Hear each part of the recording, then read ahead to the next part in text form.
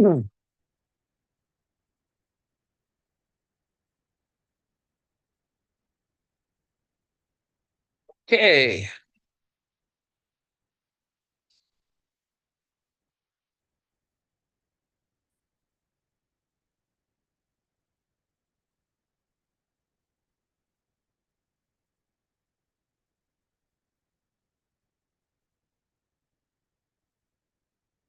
welcome to This and That Information, 31 October, Dussel on Marx's Economic Manuscripts of 1863, Chapter 6.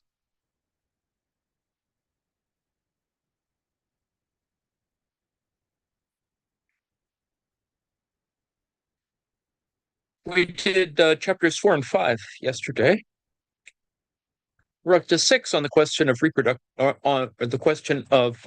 productive labor, capital, and commodities, polemics regarding productive labor towards the end of the polemic, and Quenet's tableau économique. We should probably conclude that on time today. So let us begin.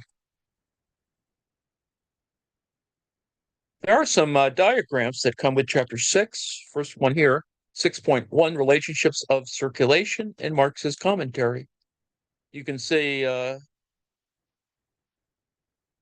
relationship of the farmer or capitalist agriculture, sterile class, the industrial capitalist, and of course the working class, and the landlord, P.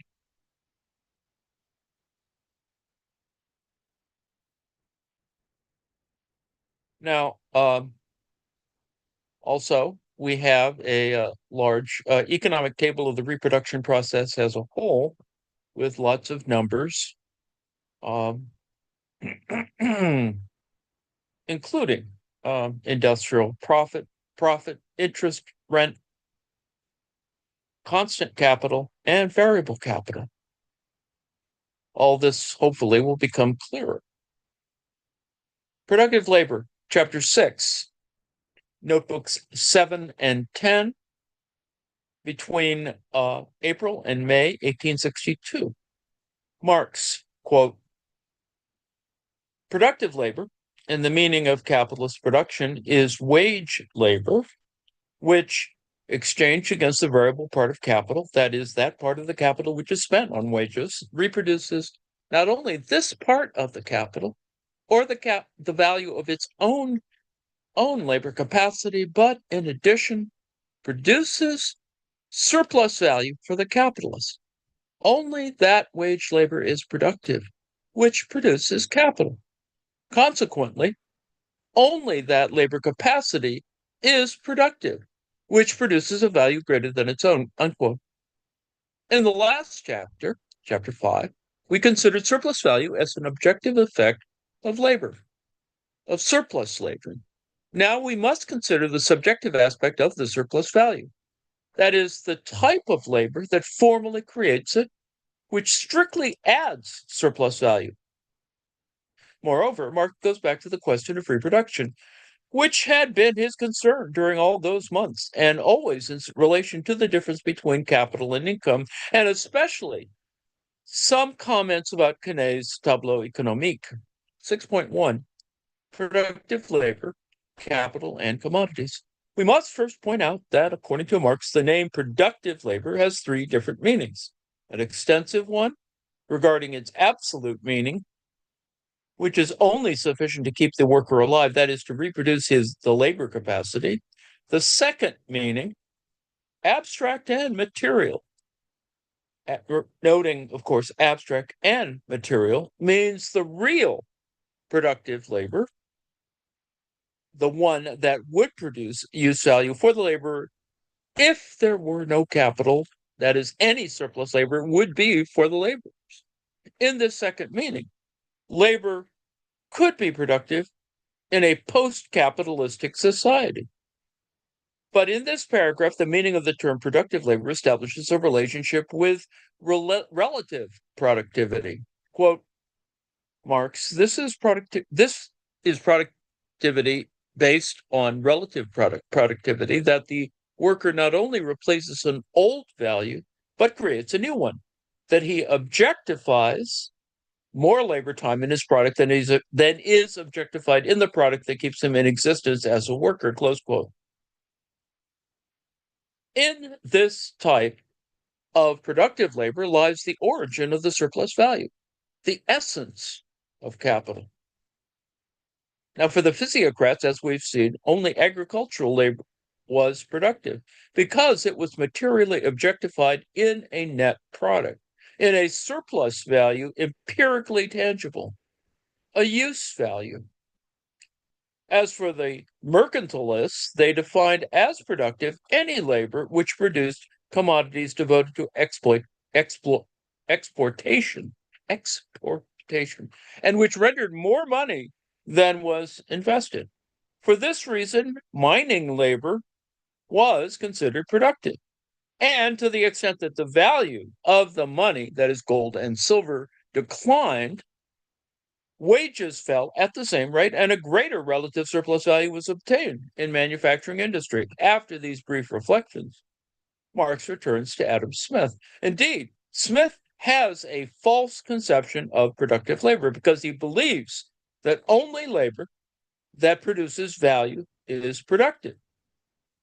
And he is not aware that it is possible to produce value without creating surplus value.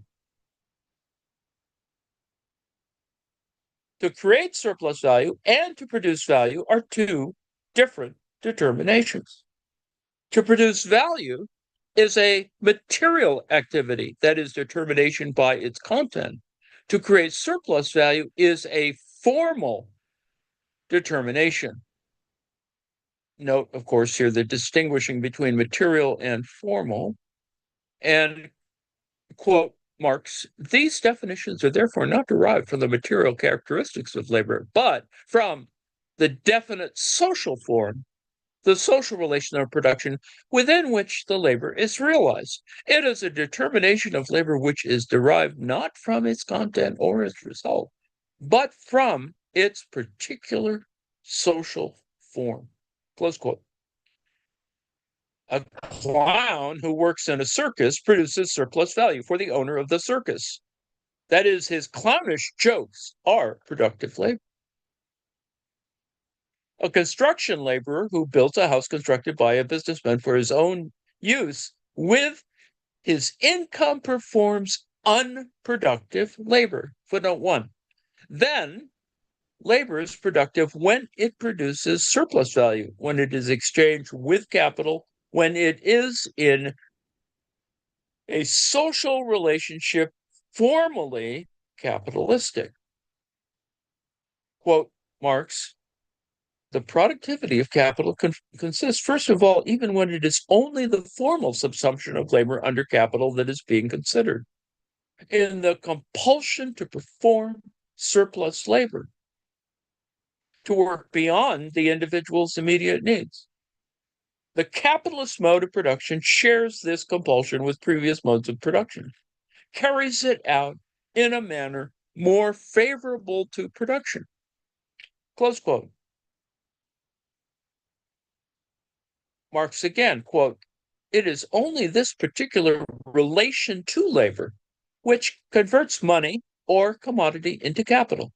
Productive labor is only an aberration, for the whole relation in which and the manner in which labor capacity figures in the capitalist production process.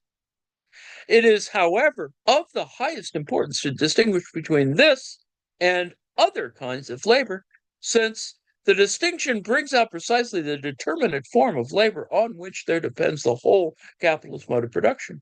Hence, in speaking of productive labor, we are speaking of socially determined labor. Close quote. Now, we should not forget that to be socially determined means not belonging to a community of origin, to be uprooted, isolated, individually abstract, also divided, isolated by the social division of labor in the factory, and lastly, To socialize one's own alienated being in the market, thanks to being also the abstract possessor of some money, which is only good for consuming commodities of capital. Socially determined labor means labor subsumed by capital. Even if it is not really subsumed, period. In this social relationship, productive labor has a second determination, for which the content of the labor is a matter of complete indifference and which is independent of that content. Another way to objectively describe productive labor is by the fact that it produces commodities not only to create surplus value, although it is really just the same with a different reference. Quote Marx, "It is, however, clear that in the same measure as capital subjugates it to itself the whole of production, there will also develop more and more a material difference between productive and unproductive laborers, inasmuch as the former, apart from minor exceptions, will exclusively produce commodities, while the latter, with minor exception, will perform only personal services. Hence, the former class will produce immediate material wealth consisting of commodities." Close quote. Capital is employed to subsume labor in order to produce commodities. Therefore, it is productive labor. Income, profit, rent, and even wages can be exchanged for labor. But in this case, labor produces personal fringe benefits. That is, goods for personal use, unproductive labor. Smith has a series of confusions because, once again, the difference is not clear for him. Marx repeatedly mentions that neither the special kind of labor nor the form of appearances of its product necessarily make it productive or unproductive. The same kind of labor performed, say, by a tailor might be productive if it produces commodities for capital, generating surplus value, or unproductive if it produces a product for the possessor of an income, objectifying a use value for direct consumption. Footnote 2. Subsection 6.2, polemics regarding productive labor. Now, in this debate, Marx confronts four authors or problems. First, he discusses the position of G. Garnier. Second, he returns to the fundamental questions concerning John Stuart Mill, the son of James, who wrote the essays on some unsettled questions of political economy, 1844. Third, again, and for the second time, there are a few pages about reproduction, and finally he confronts the thesis of Charles Gaunil, presented in Theories of Political Economy, volumes 1 and 2, 1815. In all of them, and with some other authors, Marx follows their reflections in order to clarify by confrontation the question of surplus value related to productive labor, and by its objectification, the issue of use value of constant capital, namely reproduction. And now, in opposition to Smith, many authors consider as productive labor some tasks which the Scotsman deemed unproductive. Higher level laborers, that is, bureaucrats, military officers, etc., defended themselves from their own sterility on the one hand. On the other hand, others that in the past were deemed as unproductive now were declared productive, such as traders and even landowners. As for the economists, they believed that they were glorifying and justifying every sphere of activity by demonstrating that it was linked with the production of material wealth.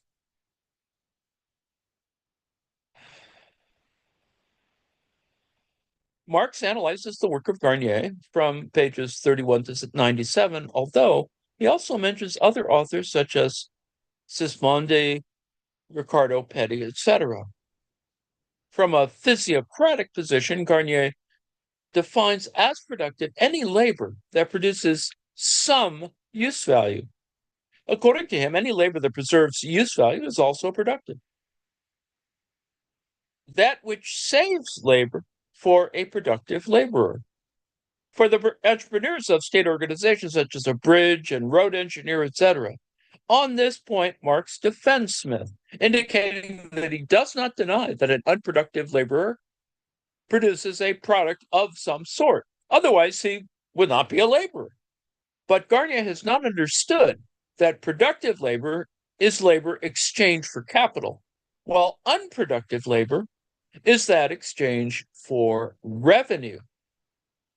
There are more criticisms, but they are hopefully obvious.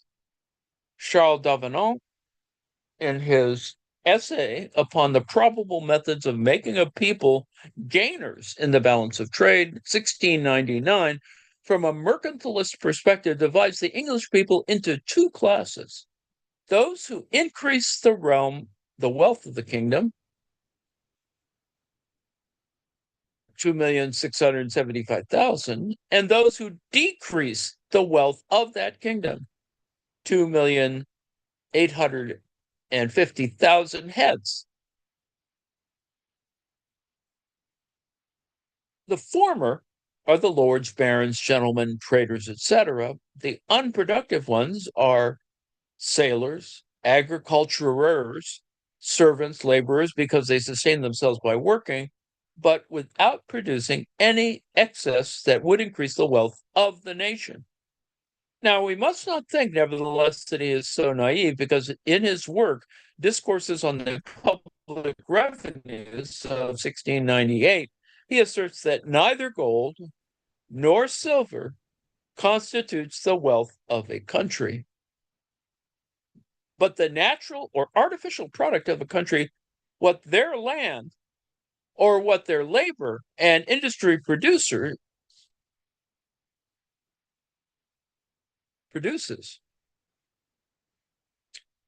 Neither gold nor silver constitutes the wealth of a country, but the natural or artificial product of a country, what their land or what their labor and industry produces.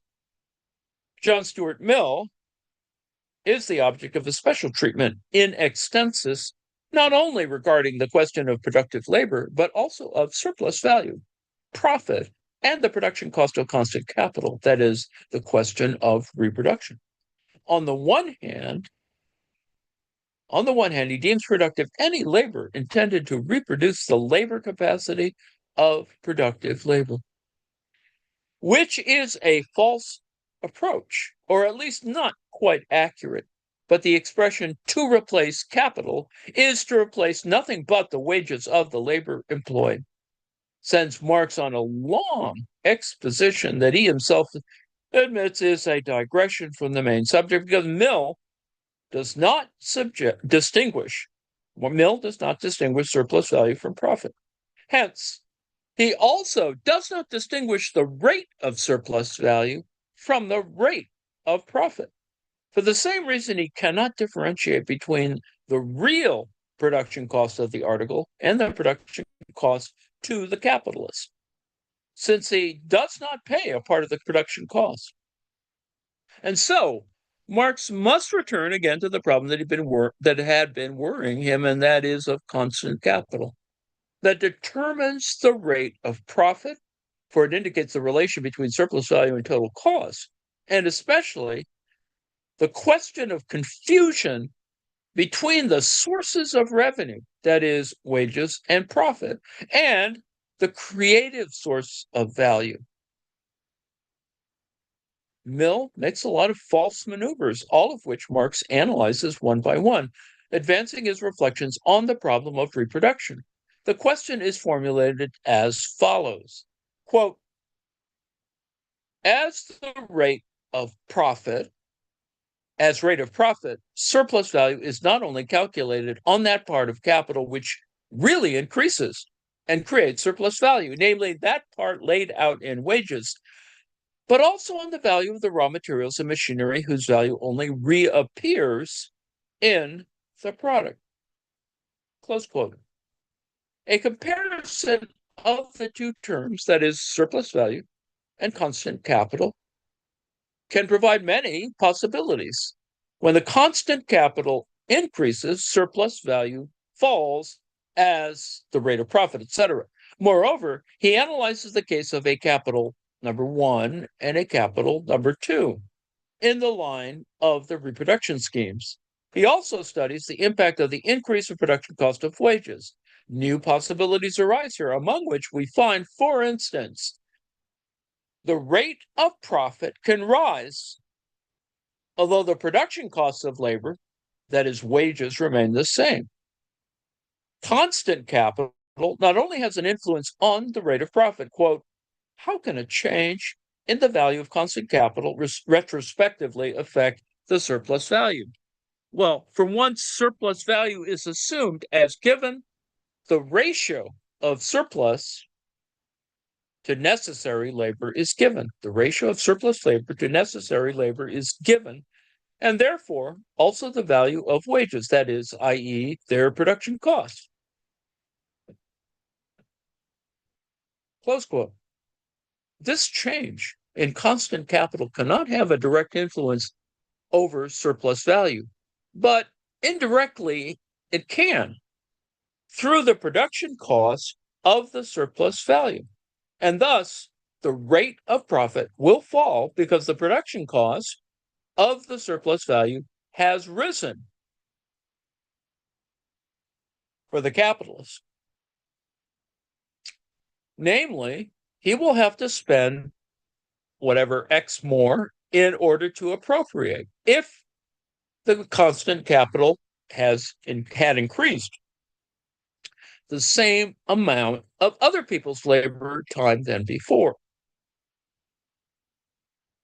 Marx still talks about cost of profit that is equivalent to the total cost of the capital advanced in order to obtain this surplus value, and expounds his position now with a definite clarity regarding the difference between the rate of profit, that is, surplus value divided by constant capital and variable equals S divided by big C, and the rate of the surplus value, that is, surplus value divided by the variable capital, which equals S plus big V.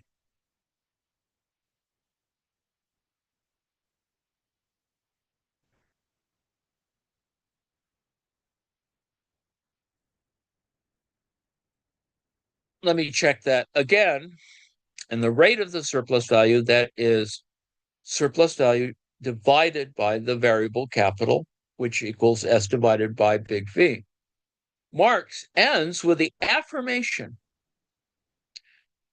that John Stuart Mill continuously gets confused. He is not right in saying that capital, strictly speaking, has no productive power.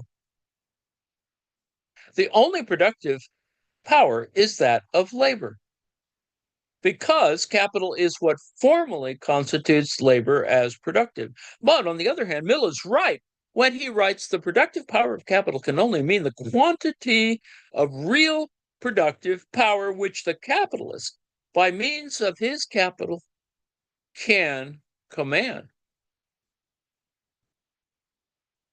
Marx ends with the affirmation that John Stuart Mill continuously gets confused. Marx then returns once again to the reproduction issue. He is concerned with this problematic, and thus he exclaims when finishing these pages, so much for that. The question is now as follows, quote, the value of the product of the year's labor is not the product of the year's labor. It also replaces the value of the past labor, which was objectified in the means of production. Therefore, the part of the total product which is equal to this value is not only reproduction of past labor. Quote, close quote.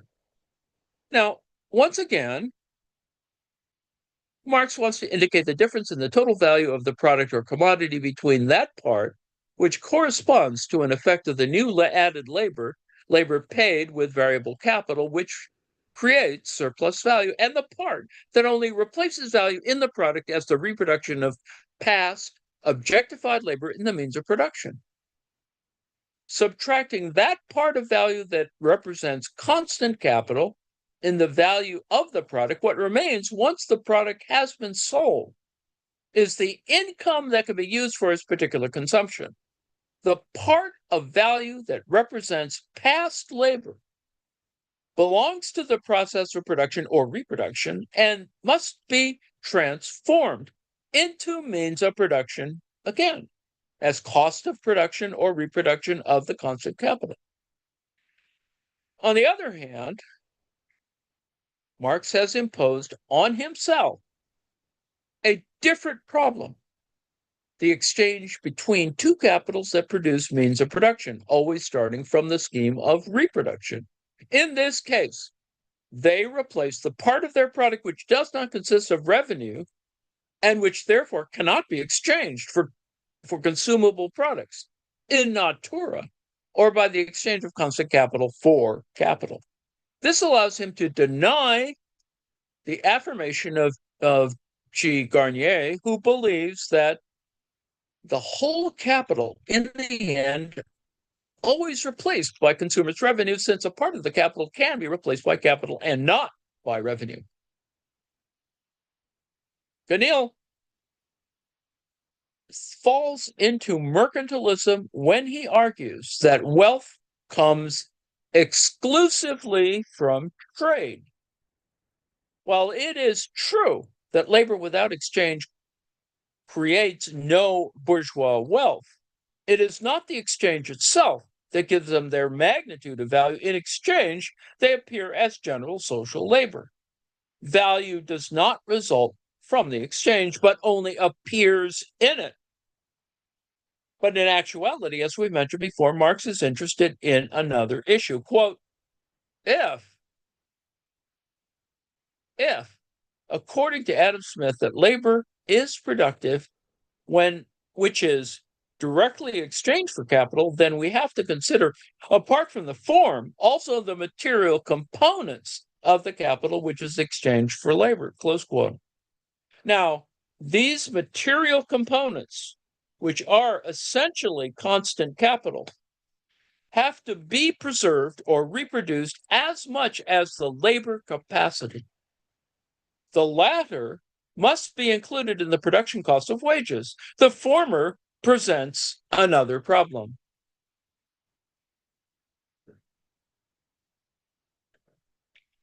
Quote Marx, as the constant capital grows, so does the proportionate quantity of the total labor which is engaged in its reproduction. A relative greater part of the total labor employed is engaged in the reproduction of means of production. A relatively greater part of the total labor employed is engaged in the reproduction of the means of production and enters into the production costs without being individually consumed by anyone.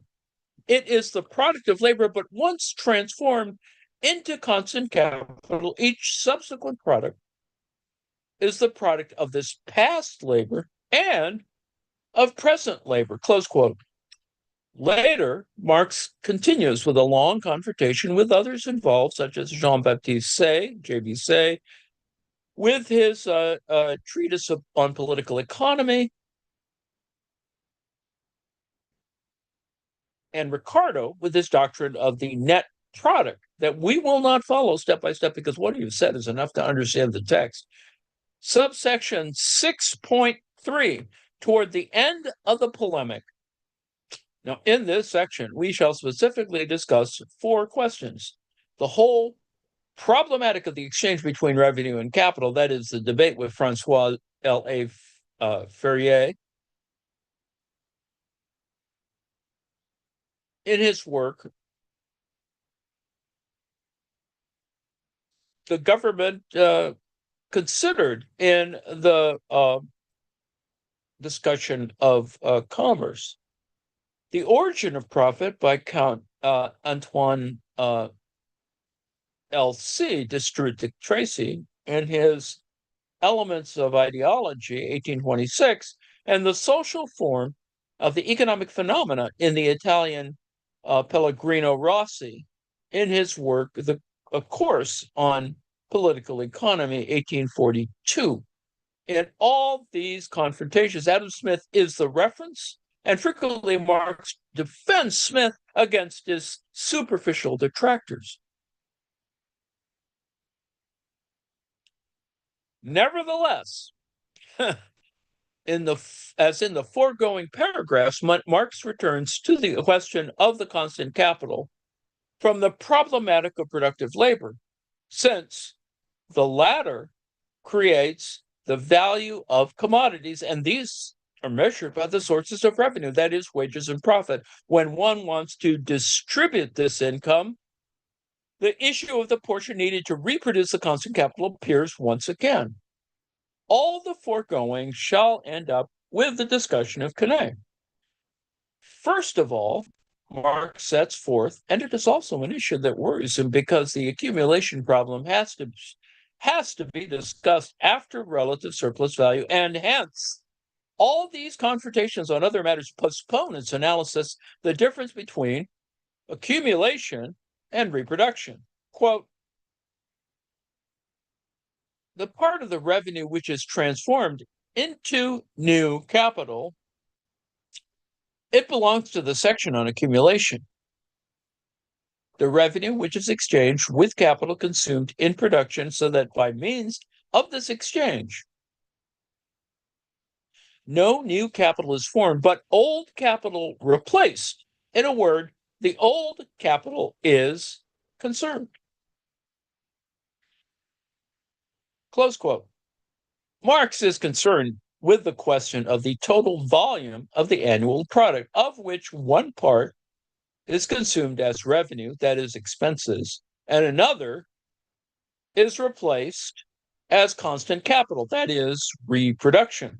And against the harmonizing position of the eternal possibility of reproduction of capital, adopted to a certain extent by Lenin because of his anti-populism, and against Rosa Luxemburg, Marx suggests the central question of a theory of crises. Quote, if consumable products are produced in proportions corresponding to needs, which means also that the proportional amounts of social labor required for the production are proportionately distributed, which of course is never exactly the case, there being constant deviations, disproportions, which as such are adjusted, but in such a way that the continuous movement toward adjustment itself presupposes continuous disproportion. Close quote. Marx knows too well that the production of surplus value means a loss of money to the laborers. Wages are lower than the produced value. Namely, that there's a loss of purchasing power. Certainly, the waste of revenue that corresponds to the capitalist surplus value compensates in part the insufficiency of the market to purchase the surplus production. But at any rate, crisis is essential for the same structure of valorization, and reproduction never appears without disproportions in the peripheral countries. These disproportions are structural and enormous when the central capital is in crisis. As nowadays, this constitutes a new conjunctural problem to the dependency issue. You can see what he's sort of driving at relative to, north and south, center and periphery, etc. Marx reflects on how within competition, the necessary time for the reproduction of the labor capacity declines tendentially, but also the necessary social time for the production of the value of commodities. This leads to lower prices for the competition with other capitals or branches. The production cost, that is both subjective and objective, is reduced. For the first time, he mentions supply and demand. There are then three possibilities of exchange: exchange of revenue for revenue, exchange of revenue for capital. Or finally, exchange of revenue for capital, or finally, exchange of capital for capital. Marx only proposes to analyze these possible exchanges between a capital A that produces consumer goods and another capital B that produces means of production. In the first case, exchange of revenue for revenue, capitals A and B exchange goods that are devoted to satisfy someone else's needs, individual consumption, and that include wages and profits of someone else's capital. The exchange between revenue and capital, on the other hand, is more complex. Marx deals with each of the possibilities from 134 following. A portion of the product, for example, a factory, might be used for the same producer, that is revenue then. Another portion might be exchanged in kind for products of individual consumption, which is revenue also. But regarding the rest of his product, it is divided into parts. One part is exchanged with the capital B that produces means of production, that is constant capital, revenue for capital, that will be industrially consumed in the production process.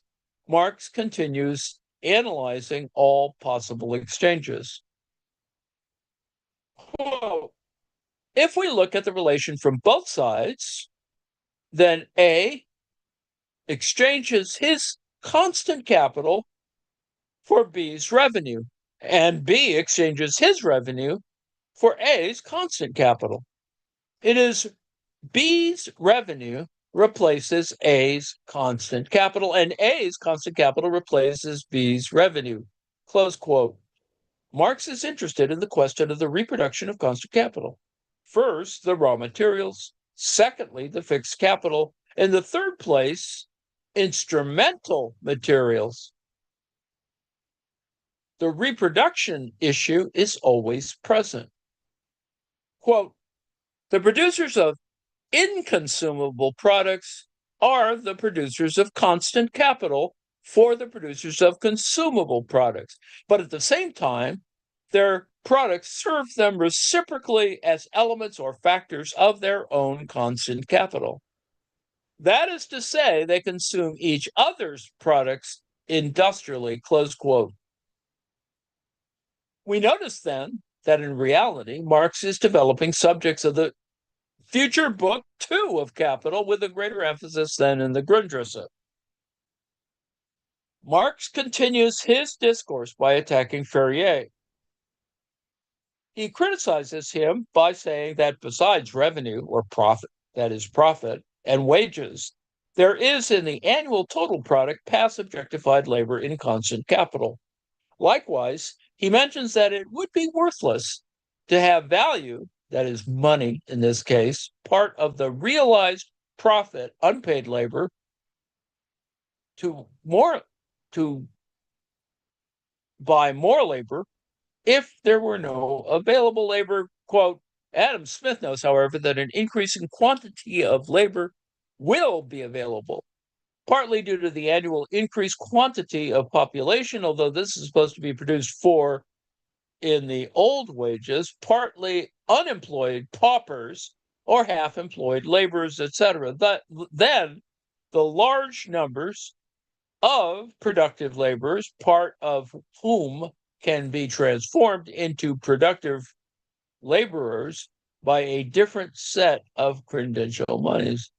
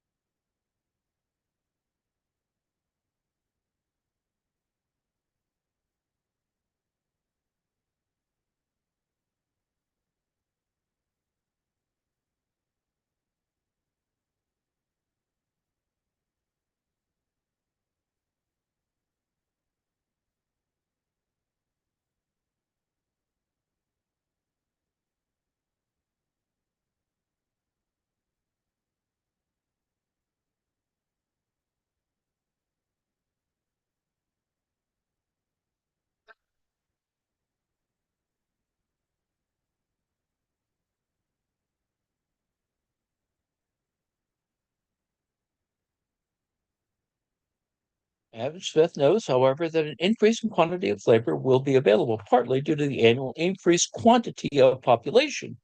Although this is supposed to be provided for in the old wages, partly unemployed paupers or half-employed laborers, etc., then the large numbers of unproductive laborers, part of whom can be transformed into productive labor by a different way of using the surplus produce, close quote. The popular masses remain in the relative exteriority of capital, because if they are available, that means that capital has destroyed precisely the capacity to reproduce their life outside capital. That is, capital has dissolved the ancient mode of production and life and hence transformed them into available paupers. They're not really subsumed by capital, but they're not in absolute exteriority as a socialist or pre-capitalist mode of production might be.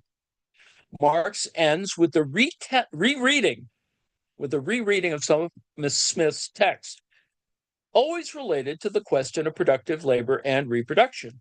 We shall not mention the few lines devoted to the work of Count Jean de Lauderdale, An Inquiry into the Nature and Origin of Public Wealth, 1804, nor those of Jean Bisset. On the contrary, several pages are devoted to dis&datInformation, but without giving much importance to his doctrine about the class oisive, the idle class, right, of landowners and bankers, industrial capitalists, those who produce wealth, and the class of productive laborers who in reality do not produce wealth, profit, and from whom the capitalists recover their wages, the doctrine of the recovery of wages. In any case, he does not suspect what can be the source, hell, of profit. In fact, he mentions something about profit distribution or the reflux of money, but nothing about whence this total profit comes. And returning to the polemic about Smith, Marx mentions pertinent insights about production and consumption. Quote, the laborer's consumption on the average is only equal to his production cost. It is not equal to his output. He therefore produces the whole surplus for others. And so this whole part of his production is production for others. Moreover, the industrial capitalist who drives the laborer to his overproduction directly appropriates the surplus product for himself. Over against this overproduction on one side must be placed overconsumption on the other. Production for the sake of production must be confronted by consumption for the sake of consumption. Production and consumption are, in their nature, inseparable. Their unity is restored through their opposition, that if A must produce for B, B must consume for A. On the one side, production for production, therefore on the other side, consumption of foreign production, close quote. At the international level, the consumerism of the central countries is the counterpart of the poverty of peripheral countries. The laborer's surplus production, unpaid surplus labor, is loss of consumption for him. That is, the surplus appropriation of the capitalist leads him to the unnecessary overconsumption when exchanging revenue for unproductive labor and luxury. The poverty of the poor is the luxury overconsumption of the rich. In the comments about Henri Storch, referring to his course on political economy of 1823, Marx has the opportunity to develop some lines of his thoughts about spiritual production, geistig. For the first time since the beginning of the Grundrisse, or the Contribution of 1859, Marx dedicates 4 pages to this ideological matter. The question of spiritual production, or a superstructure of ideological strata. This is the only time I have found this denomination. This is the only time I've found this denomination. That is, the question of spiritual production or a superstructure of ideological strata always has to be situated in a determinate articulation of society in its definite historical form, and always in reference to a determinate relationship between human being and nature. This is in relation to the material production. Then we find again the 1854 thesis of the German ideology, quote, because Storch does not conceive material production itself historically, because it conceives it as production of material goods in general, not as a definite, historically developed and specific form of this production, he deprives himself of the basis on which alone can be understood partly the ideological component parts of the ruling class, partly the free spiritual production, freie geistige Produktion, of this particular social formation. Now, this is, what Marx constitutes as, I suppose, the kind of, well, anyway, let's not break here. Back to the text. We cannot comment here on these pages of great value for the sociology of knowledge. We just wish to set forth the importance attributed by Marx to free spiritual production. Furthermore, we must relate this concept to free time and the realm of freedom, both in the Grundrisse and in capital, which as art, poetry, and other activities, spiritual labor so far from subsequent vulgar materialism. At the time of the still revolutionary bourgeoisie of Smith, spiritual labor was unproductive, but later it was deemed a useful ally.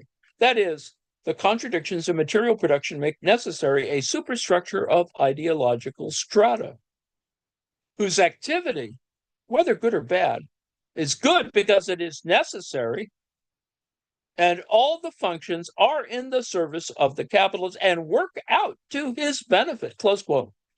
Nassau W. Sr., the work of whom, Fundamental Principles of Political Economy of 1836, Marx analyzed in French, does not say anything new, with the exception of productive consumption or unproductive consumption.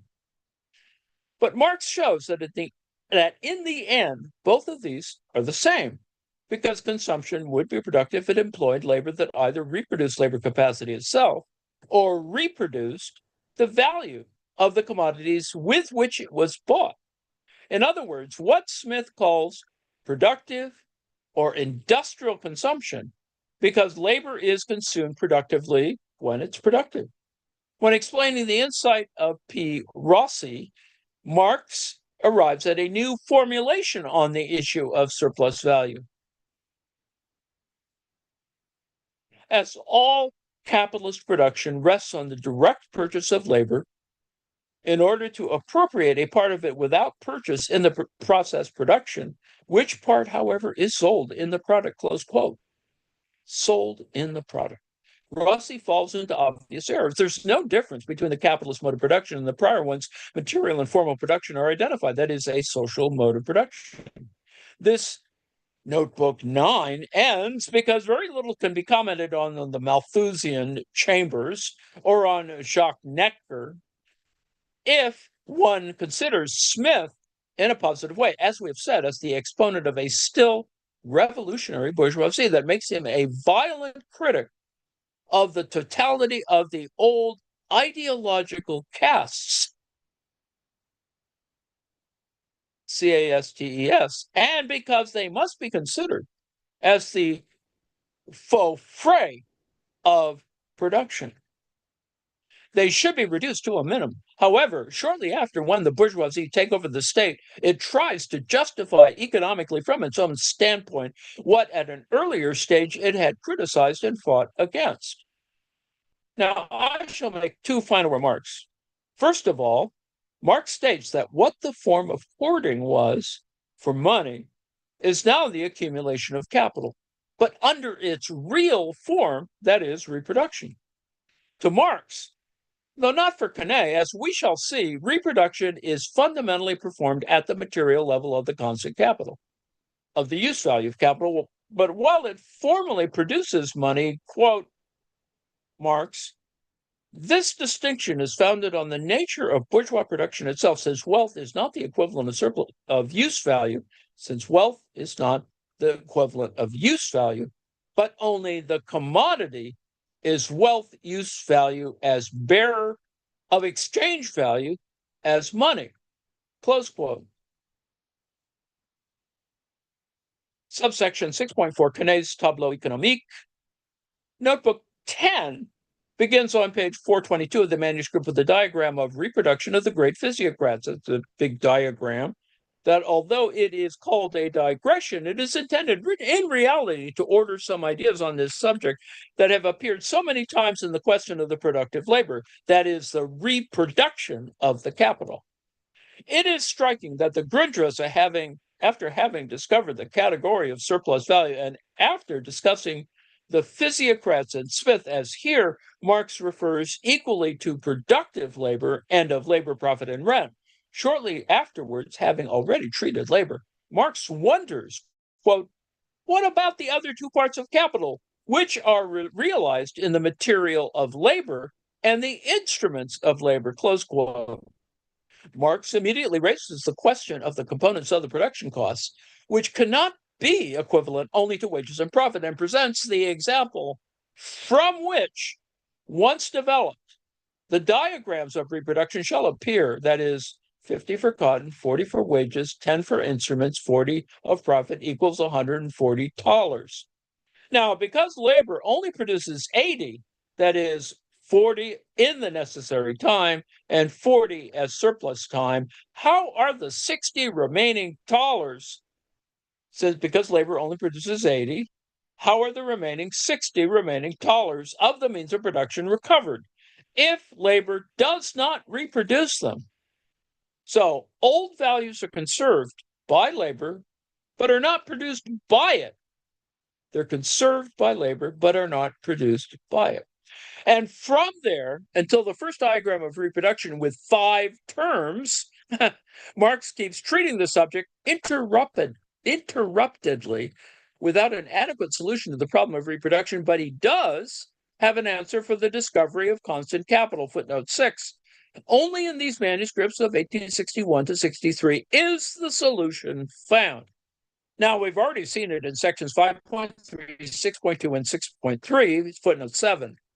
Afterwards come the commentaries regarding Quenet's Tableau, and when treating the problem of accumulation, Marx leaves as testimony the best schemes of reproduction in Notebook 22, footnote 8. In a third period, taking the Grundrisse and these manuscripts, that's the 2 prior periods, the manuscripts of 1863 to 65, in which he must have dealt with the question should be considered.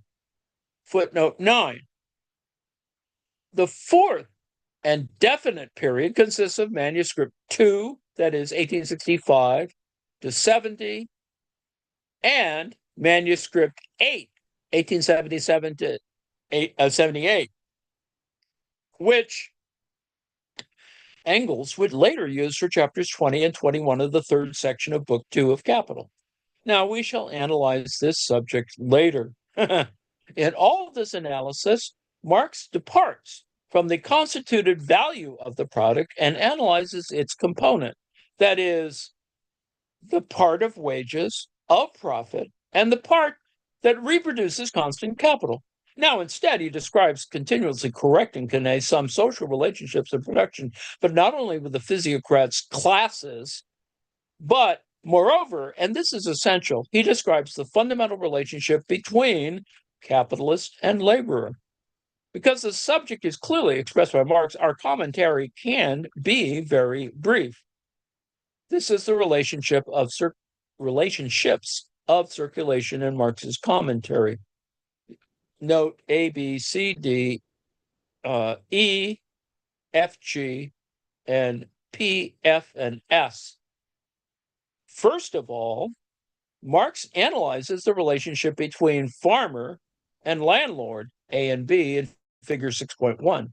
In this relationship, as in the rest, Marx dislocates, that is, puts in another place his reflection. He begins with the realm of circulation of money, merely formal to continuously make reference to the level of circulation of commodities and the reproduction of use value, that is, real or material level of circulation as a process of reproduction of value. Quote, the one metamorphosis of the commodity, its retransformation from money into commodity, thus, in this case, expresses at the same time the beginning of its real, not merely formal, metamorphosis, the beginning of its retransformation into its own production. Elements in this transaction, there is at the same time metamorphosis of the capital, close quote.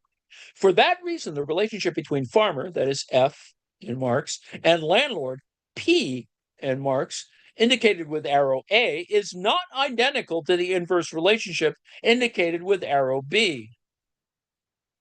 These are not identical. A and B are not identical, right? The relationship between farmer, that is capitalist agriculture F, and landlord P. So that's the first leg here.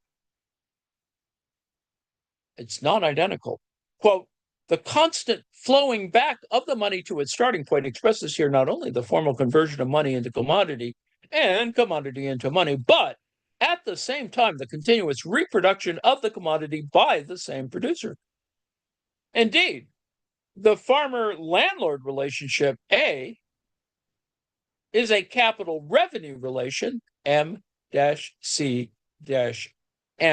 prime, footnote 10, while the landowner-tenant relationship is one of consumer capital, C-M-C, footnote 11. The relationship that Kane does not discuss, but which Marx cannot but indicate, since it is essential for him, is established between the industrial capitalist, that is the sterile for Kane, and the laborer, arrows C and D of figure 6.1, that's C and D of 6.1.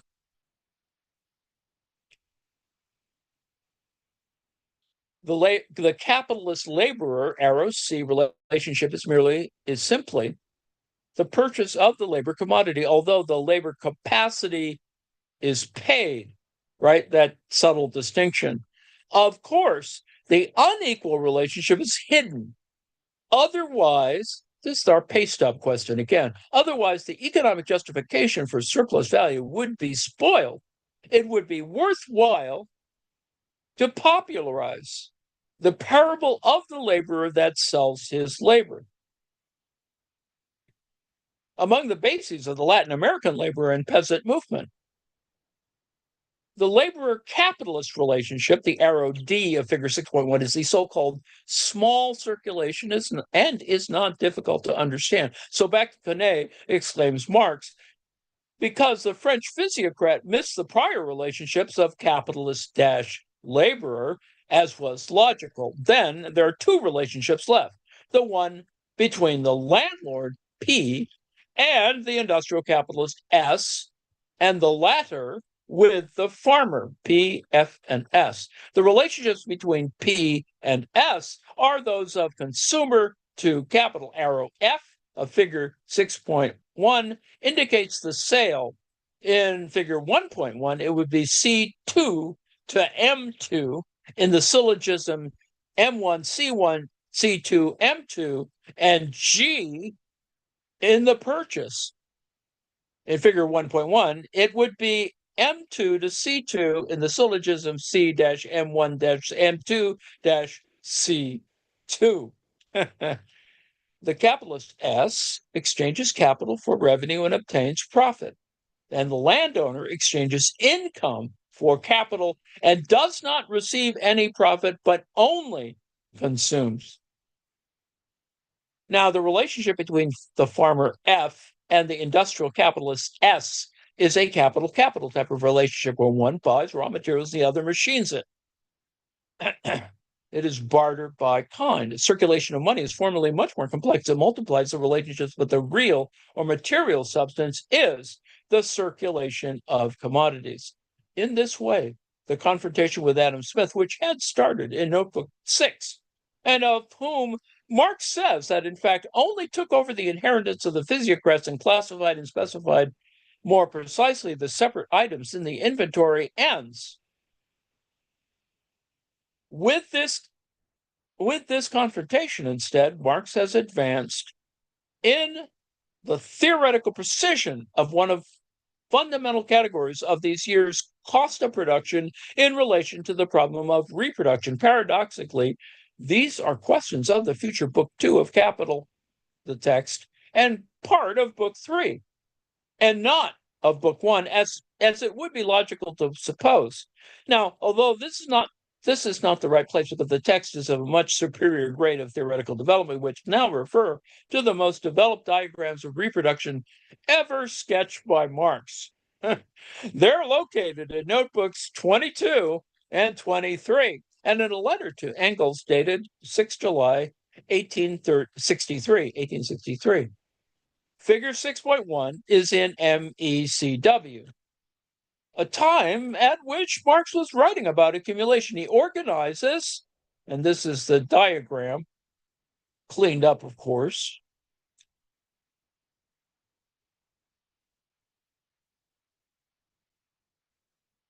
He organizes the explanation, figure 6.2, of the problem of reproduction confronting two capitals. That is, class 1, the means of consumption, and class 2, the means of production, and the sum of both in 3. Now, Marx wishes to indicate how capitals are exchanged among them. That is, consumer goods of category 1, as they are called in the letter to Engels, are purchased by the one that produces means of production, category 2, while one buys constant capital from 2. See a summary of the example in MECW. In this way, Marx demonstrates that the means of production, fixed capital, passes over to the value of product. That is, the number 400 in class 1 and 533 and a third in 2. See if we can track that down.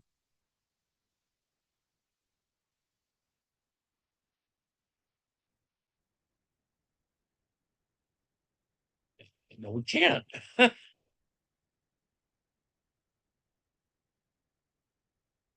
Darn it.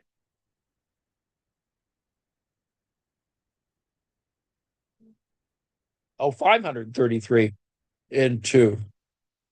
So that's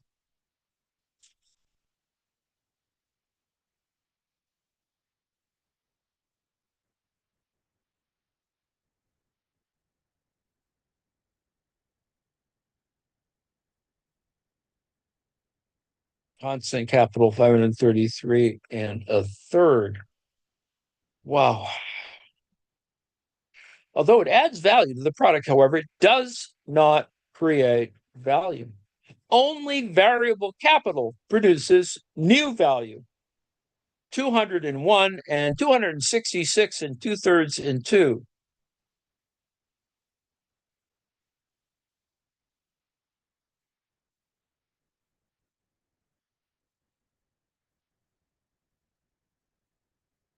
Oh, here we go.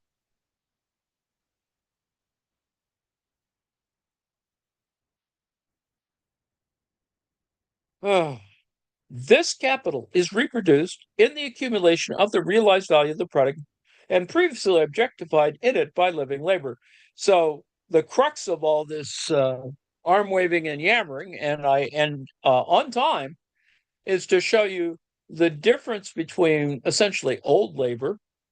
And yes, you could say old labor is congealed, but I think the congealing makes it more difficult. It's not so much a congealment as it is a temporal issue. That is, labor exercised or exercised in the past, that is not in real time, but as opposed in historical time. Hence the difference between the synchronic and the diachronic. So my yakking at you right now is synchronic for the most part. Although if you're listening to this as a recording, it is diachronic. I've already expended the labor to do that. So thinking of it from this kind of production sort of standpoint, the diachronic is, I think you can see that it's not a congealment of any kind. Rather, it got documented, or, it didn't fly off into the ether. It did get recorded at some particular moment. So, we've reached the end of our little discussion today, and exactly on time, with all due respect, despite all my yammering. And so, what we were looking at is chapter 6 of Dussel on Marx's economic manuscripts of 1861 to 63. And Enrique Dussel, noting this is an important matter to finally get to where we began our entire little project here of looking at Dussel, and that is for chapter 7, a theory of rent. And I've already done that, so hopefully we don't have to reproduce that, although I would say that it deserves rereading simply because of the accumulation, the diachronic accumulation of having read all those prior chapters. We will skip ahead, or jump ahead, to chapter 8 in our next little installment on surplus value, profit accumulation, and crisis in Ricardo.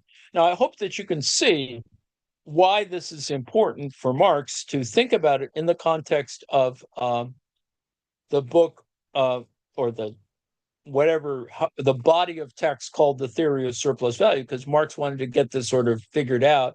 That is the history of classical or political economists, let's say, political economy. I mean, what Marx is trying to do is to sort out, sort of wheat from chaff relative to political economy, that some people are not fully engaged with the question of value, and ultimately of questions that Marx seizes on as a way of explaining appropriation or surplus value, right? So anyway, we digress, and I will, of course, return us to the meeting